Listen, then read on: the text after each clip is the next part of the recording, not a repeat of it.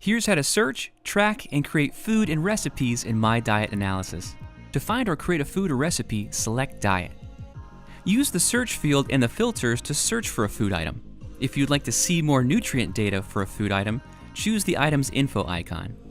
To add a food item to your diet, select the item's checkbox, choose a meal, and select Add to Diet. Once you've tracked a food item, you can add the food to other days.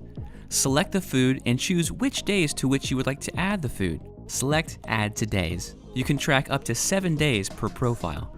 You can also use Quick Select to quickly select recently tracked foods and add it to your diet. What happens if you can't find the food you want to track? The MyDietAnalysis database has over 100,000 foods in it, but if you can't find the food you need, you can easily create the food or recipe and add it to your diet. To create a food item, select Create Food and choose Create New Food.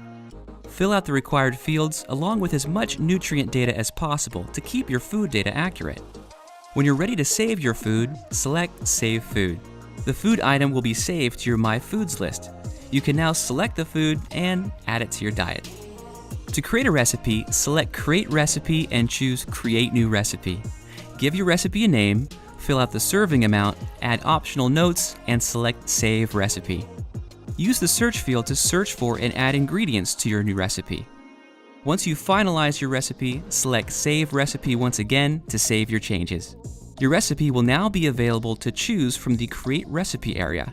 Select the recipe, choose a meal, and select Add to Diet to add your new recipe to your diet. You can always edit or delete the food or recipes you create as you continue to track your diet. Want more information? Select Get Help to learn more.